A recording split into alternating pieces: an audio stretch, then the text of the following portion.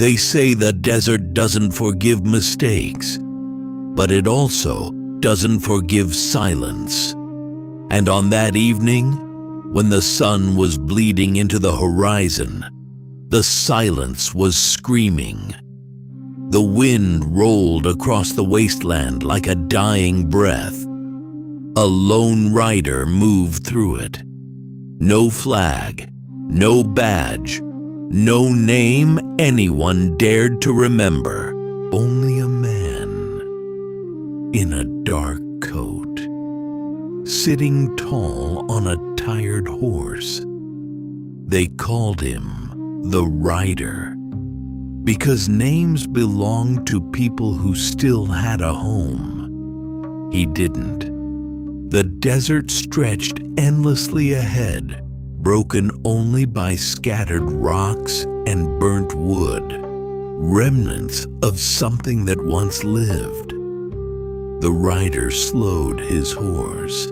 Something felt wrong. Not danger, not movement, but absence, too much of it. Then a sound, soft, broken, barely human. Baba! He froze. The wind carried it again. Ha-baba! The rider turned his head slightly. His eyes narrowed. No one should be alive out here. He stepped down from his horse, boots sinking into hot sand. Each step closer made the air heavier, like the land itself was trying to stop him. And then he saw it. A child. A small girl sitting in the middle of destruction. Her dress was torn. Her hands were dirty. Her face was covered in dust. But her eyes were still alive. That was the strangest part. Around her lay chaos, burned tents, broken weapons, dark stains in the sand that the wind had not yet erased. The rider didn't speak at first. He just looked, as if he understood something without needing words. The girl lifted her head slowly. She didn't scream, didn't run, just whispered again. Papa, the rider stepped closer. Where is your family? Her lips trembled. They left. A pause, a deeper truth hiding behind a child's broken voice. Or were taken. The rider scanned the horizon. Nothing, no survivors, no tracks of rescue. Only one truth remained. This wasn't survival. This was slaughter. He knelt down slowly, bringing himself to her level. The wind pushed dust between them, like a curtain trying to separate two worlds. What's your name? Her voice cracked. Alina. The name hung in the air, like something fragile. The rider looked at her for a long moment. Then he noticed something else. Not fear, not despair, but waiting, like she had already accepted that no one comes back in this world. She asked quietly, "Are you going to leave too?" That question hit harder than any bullet ever could. For a moment, the rider didn't answer, because somewhere inside him, buried deep under years of silence and blood, something moved. He slowly removed his coat and wrapped it around her shoulders. Then he spoke, calm, final.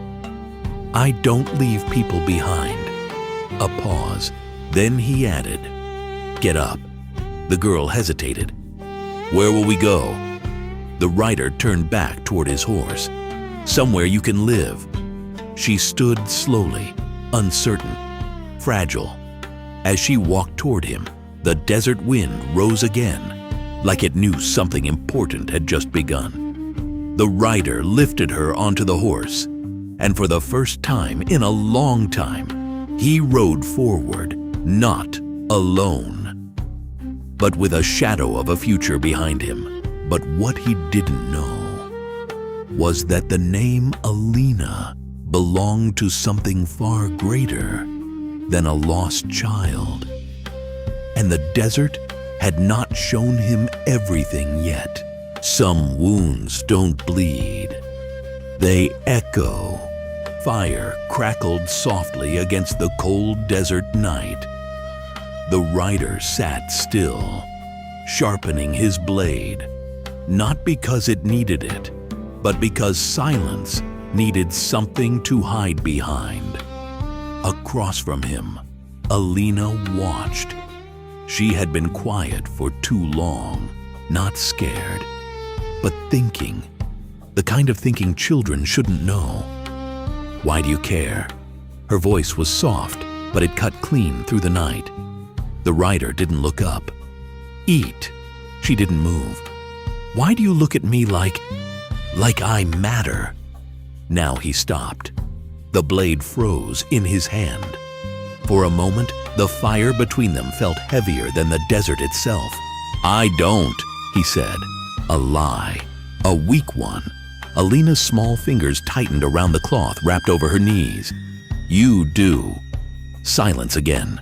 Longer this time. Then he exhaled, slow, tired, like a man opening a door he had nailed shut years ago. There was someone. Once. The firelight flickered against his face, revealing shadows that weren't from the flames. A woman. Alina leaned forward slightly. "My wife." The word felt unfamiliar in his mouth, as if it didn't belong to him anymore. She used to laugh at the way I walked, said I carried storms in my boots. A faint smile, gone before it could live. And a little girl. His voice broke, just a fraction, but enough. Alina didn't interrupt. She just listened, because somehow she understood. They came at night. The rider's grip tightened around the blade. Men who didn't believe in mercy. The fire cracked louder, or maybe that was just memory speaking. I fought. A pause. I lost. The words dropped like stones, heavy, final. They took everything and left me breathing. Now he looked at Alina, not as a stranger, not as a burden, but as something fragile, standing at the edge of a broken past.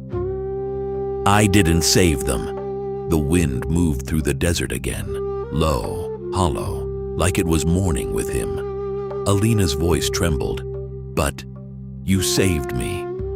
That sentence, it didn't heal him, but it reached him, somewhere deeper than pain. The rider looked away, toward the endless dark horizon. "No," he said quietly. "I'm trying to." The fire burned lower. The night grew heavier. But something had changed. Not in the desert, not in the world, but between them.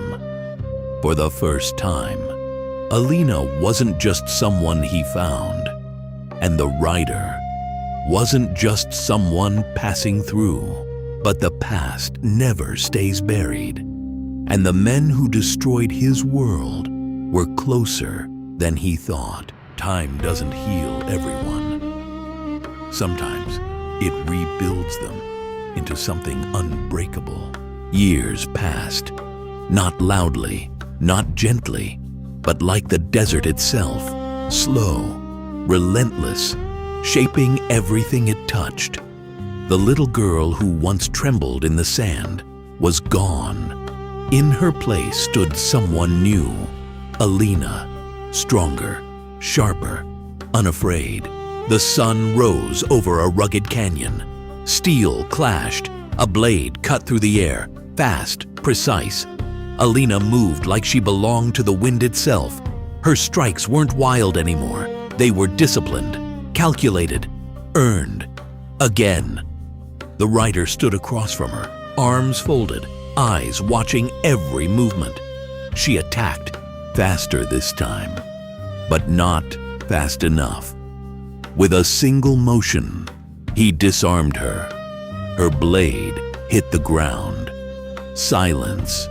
She exhaled sharply, frustration flickering in her eyes. I was faster. No, he said calmly. You were angry. A pause. Anger is loud. Skill is quiet. She picked up the blade again. Dust rose around her feet. I'm not a child anymore. The writer looked at her, really looked. No, he said, you're not. Later that day, the scene changed. Not a battlefield, a small wooden structure. Inside, books, medical tools, a different kind of weapon. Alina carefully wrapped a bandage around an injured boy's arm. Her hands were steady, gentle, precise. The boy winced. She leaned closer. It's okay. You're safe. Outside, villagers waited, not in fear, but in hope. The writer stood near the doorway, watching, not with pride, something deeper. Fulfillment, transformation arc. He didn't just teach her how to fight. He taught her when to fight, when to heal, and when to let go. She learned the weight of a blade, the value of knowledge, and the cost of survival. The girl he found had become something the world desperately needed. Not a victim, not just a survivor, but a force, emotional core. That night, they sat under the stars like they used to, but everything had changed. You made me this, Alina said quietly. The writer shook his head. No, I gave you a path. You chose to walk it. She looked at him, not as a savior, not just a protector, but something more. You never left, she said. A long silence. Then he replied, I told you I wouldn't, but strength has a way of attracting war. And far beyond the horizon, someone was already preparing to take everything back. He didn't just save her. He built a world around her. But peace is a fragile thing in a violent land. The desert had changed. Where there was once silence, now there was laughter. Children ran through open fields, their voices echoing against the canyon walls. Dust no longer carried the scent of death, but of life. At the heart of it all stood something no one thought possible. A hospital. Strong wooden beams, white cloth banners fluttering in the wind. Doors that never closed, because suffering never waited. Inside, Alina moved with purpose. No hesitation, no fear, only focus. Careful, hold still, she whispered gently, stitching a young boy's wound. Her hands didn't shake, her eyes didn't break. She had become exactly what the world had denied her. Hope. Outside, villagers gathered, not in desperation, but in trust. And standing quietly at a distance was the rider. Watching, not like a guardian anymore, but like a man witnessing something greater than himself. The world they built. Beside the hospital stood a school. Children learning, writing, laughing, living. Something the writer had once believed the desert would never allow. He didn't just protect them, he gave them a future, a system, a life. People spoke his name now, not in fear, but in respect. Some even called him the man who brought the sun back.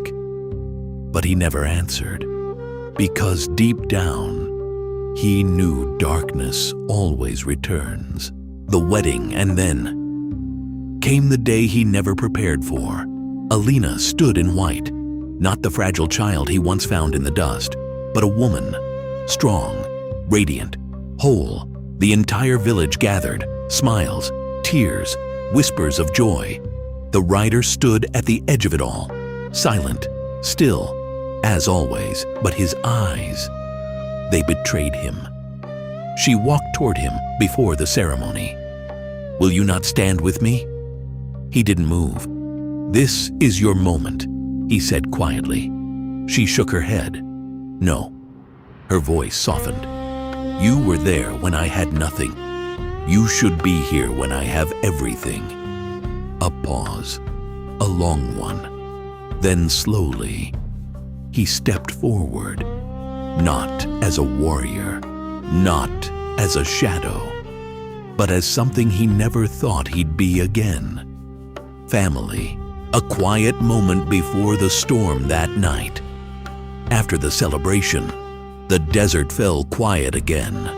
The rider sat alone, looking at the horizon, the same way he used to, but something felt different. He wasn't empty anymore. He wasn't lost. He had built something real, something that would outlive him. Footsteps approached. "Alina, you're thinking too much again," she said softly. He smirked faintly. "It's what I do." She sat beside him. For a moment, they said nothing, just like old times. Then she spoke. "You gave me a life." He looked ahead. "I gave you a chance." She shook her head.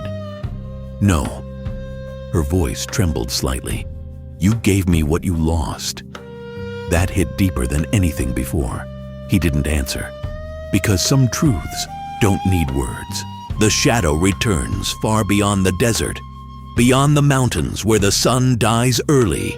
A different fire burned.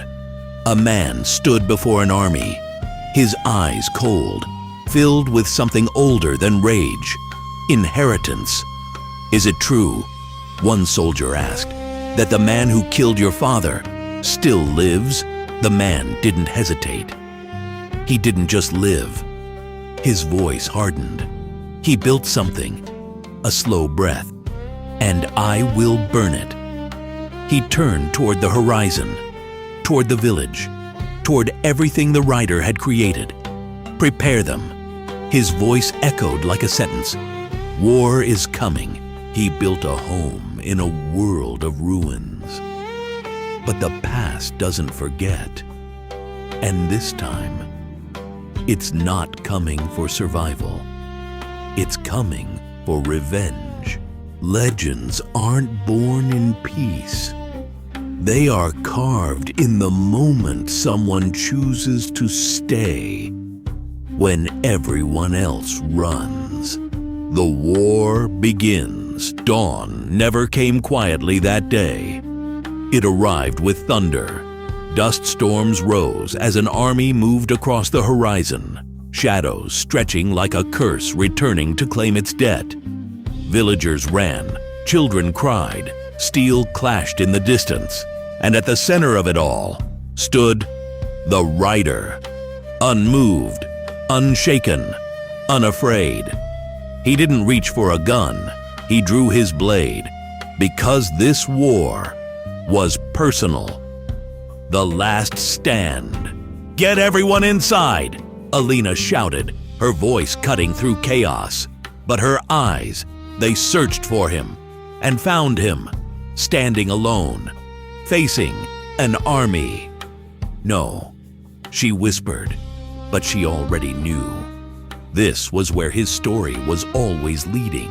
The enemy advanced. Dozens, then more. But the rider didn't step back, not once. Steel met steel. The first attacker fell, then another, and another. Each strike was precise, not fueled by rage, but by purpose. He wasn't fighting to win, he was fighting to protect. The final duel then. The man stepped forward. The sun, the air of vengeance. "You took everything from me," he said coldly. The rider didn't answer, because some wars don't need words. They began.